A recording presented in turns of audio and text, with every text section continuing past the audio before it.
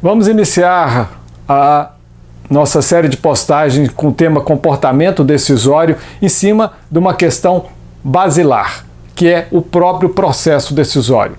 Você já se perguntou se existe uma metodologia, um procedimento, um sistema, uma regra, uma receita para ser seguida para tomar decisões mais certeiras, decisões que alcance o seu objetivo, a sua meta? A sua empresa já te deu uma orientação de como proceder diante de diversas situações, seja problema, seja oportunidade, de como você deve seguir com atenção para que você alcance um resultado alinhado às expectativas não só sua, mas da organização? Esse assunto é um assunto que vão nos ajudar a compreender como nós, diante de escolhas, porque nós vivemos fazendo escolhas, a vida é tomar decisão, viver escolha. Se você tem um cargo de gerência, supervisor, diretor, você está sempre diante da condição de tomar decisões. Ou seja, você está ali para resolver problemas. E é preciso ter uma consciência que processo decisório é nada mais do que procedimentos, etapas que têm que ser observadas ao longo de um caminho para que a gente alcance o resultado esperado. E para falar sobre esse assunto, eu vou me referir a 3 áreas de conhecimento: a administração, principalmente com comportamento administrativo, a área de economia, com a economia comportamental, e a área da psicologia, com a neurociência cognitiva, a área que tem contribuído em demasia para nossa compreensão de como a nossa mente funciona diante de situações que requerem por uma escolha, por uma decisão. Para iniciarmos, a gente precisa ter uma referência. E a referência que eu trago é uma referência que acabou por posicionar o agente decisor, o agente administrativo, a pessoa que está à frente ou diante, dentro da hierarquia da autoridade de uma organização, diante de outros comandados e que precisa constantemente se posicionar, tomar uma decisão, fazer uma escolha. Essa ideia do agente administrativo que toma decisões foi colocada inicialmente na década de 50 por Herbert Simon, com o conceito de racionalidade limitada. Simon questionou o que a economia clássica chamava de homo economicus. Então ele colocou essa questão que o ser humano comum, o ser humano Homo sapiens, que está diante das situações do cotidiano, das situações problemas, ou de questões que requerem, o seu posicionamento, ele tem limitações cognitivas, e o que ele chamou de racionalidade limitada. Enquanto que a economia clássica, no conceito de homo economicus, ele diz que esse ser, ele tem uma plena racionalidade. Ele é totalmente racional, totalmente lógico. Ele é capaz de visualizar a situação, problema com muita nitidez, delinear. Ele é capaz de pensar em todas as possíveis alternativas e suas consequências para tomar decisões que maximize, que otimize o valor. Então, esse conceito da economia clássica tem o seu lugar na economia, no estudo de comportamento de uma variável separada de outras, principalmente dentro da microeconomia, que se olha oferta, demanda, comportamento do consumidor, dos mercados, mas para a realidade das organizações, nós vamos nos pautar com esse conceito da racionalidade limitada. E aqui eu coloquei uma figura que representa, em forma de uma caricatura da história em quadrinho, 2 seres com plenos poderes que poderiam ser homo econômicos. E também, né, seguindo essa mesma lógica, eu coloquei dois personagens da história em quadrinho que representam o homem comum, né, diante dos desafios, das decisões dentro das organizações. O Gilbert, que é um funcionário padrão, e o Zé do Boné, que é um trabalhador, mas um cidadão comum urbano. Então essa ideia da racionalidade limitada, ela está muito alinhada à questão da nossa realidade. Cada um com suas qualidades, defeitos, cada um com seu modelo mental, sua personalidade, cada um com a compreensão das limitações que tem, física e cognitiva, cada um fazendo uma interpretação do objeto da decisão, e todos nós diante de ambientes decisórios que muitas vezes não nos favorecem para a tomada de decisão. Às vezes tem um clima decisional que pesa, estresse, tempo. Mas vamos seguindo, porque eu quero apresentar 4 livros que vão nos dar esse embasamento teórico para discutirmos sobre processo decisório. O primeiro livro é o livro do próprio Herbert Simon, publicado no Brasil em 1965 pela Fundação Getúlio Vargas, que tem o nome Comportamento Administrativo. Esse livro é um livro basilar, ele serviu de referência para várias outras pesquisas e vários outros estudos a respeito do comportamento do agente decisor, do agente administrativo dentro das organizações. E a ideia do livro é exatamente trazer essa realidade. Nesse livro que ele colocou o conceito de racionalidade limitada. E o livro fala sobre julgamento em ambientes de incerteza, da psicologia das decisões, sobre a questão da autoridade, dos critérios de eficiência. É um livro que favoreceu ao próprio autor, com outras contribuições que ele trouxe ao conhecimento, receber o Prêmio Nobel de Economia em 1978. Outro livro bastante interessante e que foi escrito por um psicólogo é o livro do Daniel Kahneman, Rápido e Devagar. Esse livro foi publicado no Brasil em 2012 e com um olhar da psicologia, visto que Kahneman é um psicólogo. Ele nos explica basicamente que como nós processamos as informações e como acabamos por fazer escolhas e tomar decisões sobre essa influência da nossa interpretação. Ele fala de 2 sistemas que funcionam na nossa mente. Um sistema rápido, dinâmico, prático, que ele chamou de sistema 1, e um sistema mais lento, reflexivo, analítico, que busca na memória, que busca por comparação, que é o sistema 2. Esses 2 sistemas funcionam sem a nossa plena consciência, mas que favorece para, no dia a dia, tomarmos várias decisões, fazer várias escolhas e de forma certeira, alcançando o resultado esperado.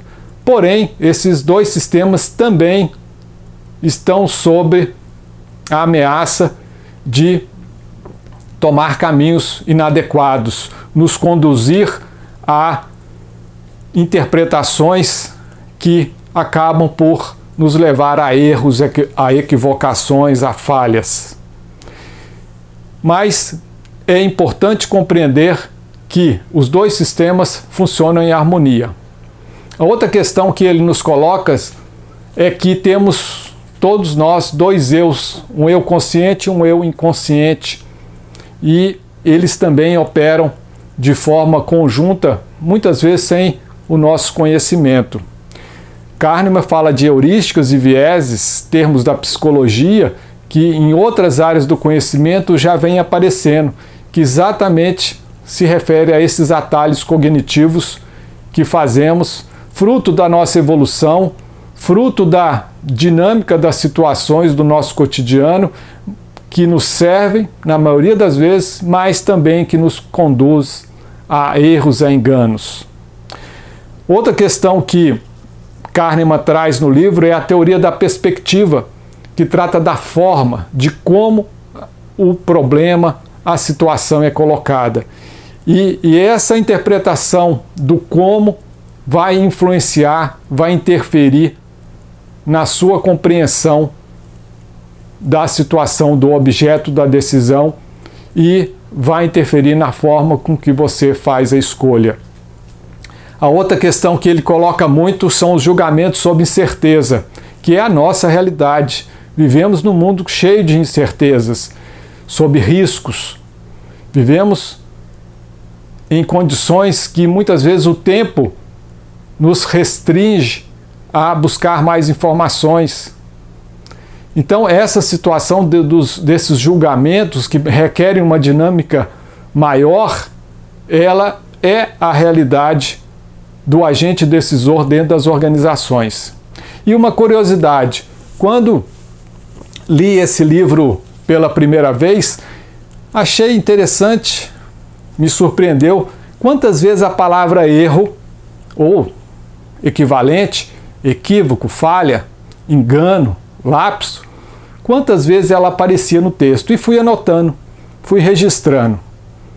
Fiquei surpreso que ao final do livro ela aparecia com bastante significância, com bastante presença quase no livro todo. Numa segunda vez que eu fui reler o livro, eu fui anotando, porque tinha passado por várias outras termos sinônimos de erro. E ao final registrei 365 vezes que o autor se refere a esse termo. Será por acaso? Ou é um alerta que devemos compreender os erros, devemos tirar lições e aprendizagem do erro para compreender como a nossa mente, como processamos as questões que acabam por favorecer ou prejudicar as decisões que tomamos. Um outro livro, que também é um livro bastante importante, diferente de muitos outros, porque esse livro dos autores Max Bazman e Don Moore, que no Brasil recebeu o nome de Processo Decisório, é um livro que ao final ele traz uma contribuição prescritiva, ou seja, uma orientação de como você deve fazer e ter atenção a questões estratégicas se você quer melhorar e aprimorar o seu processo decisório. Você quer tomar melhores decisões no futuro? Você quer ser mais certeiro? Então, você tem nesse livro a oportunidade de seguir algumas orientações para que no médio prazo você consiga tomar melhores decisões. O livro ele foi publicado no Brasil em 2014 e tem o título original de Julgamento na Tomada de Decisões Gerenciais. Mas é um livro que também trata muito dessas questões comportamentais, de processo mental, de compreensão da situação problema, compreensão do ambiente, do objeto da decisão e trata muito de heurísticas e vieses. Mas também ele fala das questões da consciência limitada, uma clara referência ao que Herbert Simon chamou de racionalidade limitada. Fala também das questões que estamos sob influência de questões motivacionais e emocionais, o que eu falei sobre o clima decisional, estresse, pressão do ambiente. Então, ele trata dessas questões com bastante propriedade, visto que o objeto do livro é tratar de decisões no ambiente gerencial. E, ao final dessa postagem, eu vou falar sobre as 7 etapas nos quais os dois autores se referiram para a possibilidade de estar aprimorando o processo decisório.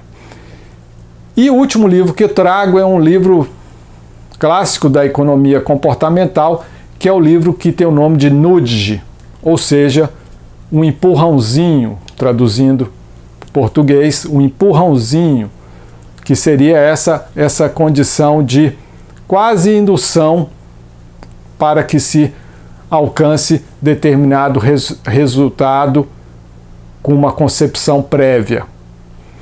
Os dois autores, Richard Thaler e Cass Sunstein, eles escreveram o livro com um claro objetivo, que era decidir melhor em questões de saúde, riqueza e felicidade. E ele trata da persuasão decisória, como ele trata da arquitetura de escolhas, como você construir um formulário, como você apresentar determinada situação, de tal forma que o resultado venha a ser alinhado com uma expectativa. Visto que Thaler trabalhou muito com governos, com políticas públicas, da relação poder público-cidadão, esse livro ele tem essa magia de mostrar que como podemos proceder de forma a alcançar resultados previamente esperados. Richard Thaler foi Prêmio Nobel de Economia recentemente, em 2017. O livro foi publicado em 2009, se esgotou no Brasil depois que ele foi laureado com o Prêmio Nobel, mas está sendo reeditado agora. Cabe aqui lembrar que o Daniel Kahneman, no livro Rápido e Devagar, publicado em 2012, foi laureado também com o Prêmio Nobel de Economia no ano de 2002. Então, são 4 livros com bastante contribuição para quem tem interesse, quem quer buscar uma melhor compreensão de como nós agimos, procedemos, consciente e às vezes inconscientemente, diante de escolhas, de decisões que se fazem necessárias no cotidiano das organizações. E, como eu falei, processos decisórios são etapas. E eu fiz uma pesquisa bibliográfica da década de 1950 para os dias atuais e mais de 30 autores colocam essas etapas de forma, claro, descritiva de como nós procedemos na tomada de decisões.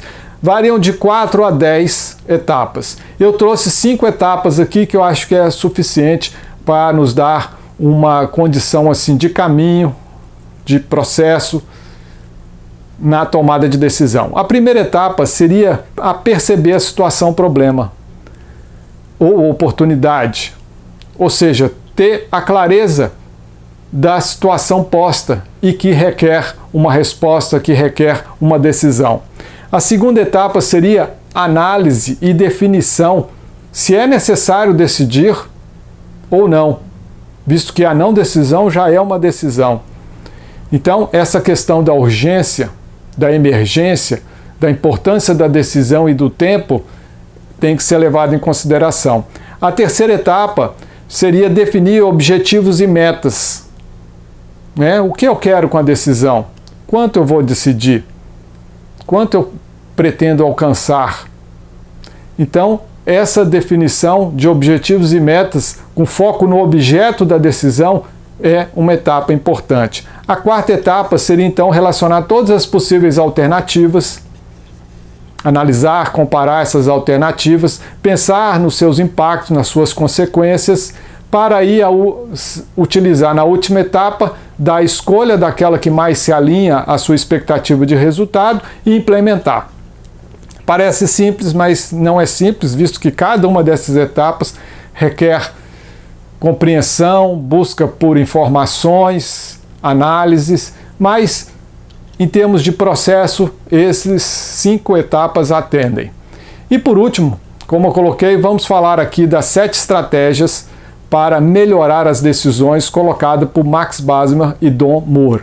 A primeira estratégia, ela é uma questão de atenção, de alerta, porque ele fala que é preciso usar ferramentas de análise da decisão, seja ferramentas qualitativas, sejam ferramentas quantitativas, vai depender da área, vai depender do objeto da decisão, mas você pode ter um olhar mais subjetivo, ponderado, analítico, ou você pode usar recursos matemáticos, da estatística, da econometria, ou seja, existem vários métodos e você vai utilizar aquele que mais se adequa à decisão que você vai tomar. A segunda questão que eles colocam é adquirir conhecimento técnico e experiência.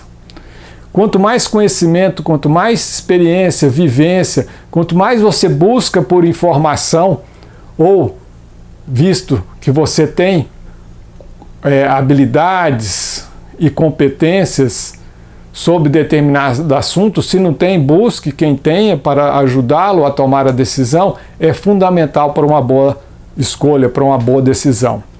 O terceiro item é um item relacionado diretamente com esses processos cognitivos, que ele diz que tente afastar vieses do seu julgamento, principalmente o viés de julgamento, que é um viés que interfere muito no processo decisório. A quarta colocação é uma das que eu considero mais interessante, porque ele fala para raciocinar analogicamente. No mundo digital, binário, 0, 1, preto, branco, ele fala para você olhar de forma analógica. Isso quer dizer o quê? Olhe a situação colocada, o objeto que você precisa tomar uma decisão, de forma a compará-lo com outras situações já vividas, com outras oportunidades que você teve ou que outros tiveram de estar dando uma resposta. Veja por semelhança, por comparação. Claro que existem situações que você nunca presenciou, nunca viveu, mas muitas situações se repetem, com características diferentes, porque são únicas, cada situação é uma situação única. Mas se você tem um conhecimento da área de gerenciamento de projetos ou da gestão do conhecimento, você já deve ter visto que quando se trata da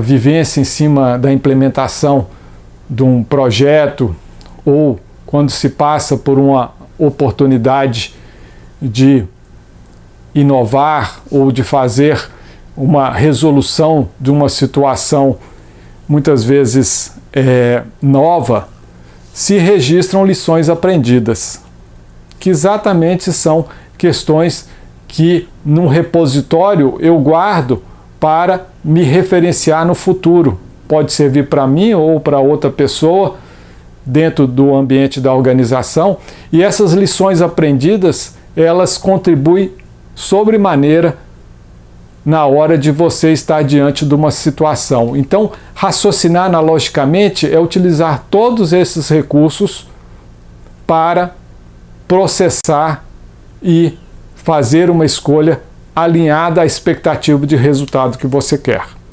A quinto elemento é também muito importante, dependendo da característica da decisão. Você deve levar em consideração a visão do agente externo, ou seja, outras pessoas que têm interesse na decisão, que muitas vezes podem ser os colaboradores, os seus comandados, pode ser outros colaboradores de outros setores dentro da mesma empresa, pode ser a relação da empresa com o fornecedor, com o cliente, pode ser a relação com o concorrente. Quem tem interesse na decisão? Essas partes, qual a expectativa dessas partes sobre o objeto da decisão? A sexta etapa seria identificar vieses nas outras pessoas.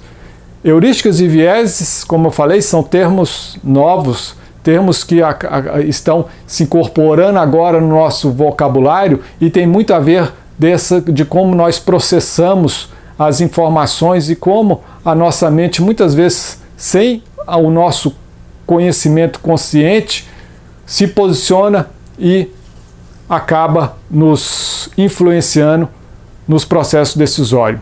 E identificar viés em outras pessoas seria uma condição bastante interessante em situações, por exemplo, que você trabalha em grupo, que a decisão tem que ser consensuada e você vê que às vezes um colega seu está sob influência de uma visão ou de um viés ou de uma questão que limita ele se abrir para observar o todo da situação. E por último, Bauman e Moore nos coloca que devemos buscar tomar decisões mais sensatas e éticas. E para finalizar essa postagem, vou colocar uma reflexão para você. Estar consciente é fundamental. Talvez fosse uma das principais elementos para o decisor diante de uma decisão é buscar estar consciente do que está fazendo, de onde está, das suas limitações, da sua visão sobre a questão, da expectativa que se espera da decisão, estar consciente. Porém, muitas vezes buscamos estar consciente sem ter a plena consciência. E aí eu coloco para você, busque não só estar consciente, mas busque estar metaconsciente, que seria estar consciente que está consciente. Ou seja, essa percepção real, plena, absoluta, vai fazer toda a diferença para você tomar uma boa decisão. Pense nisso.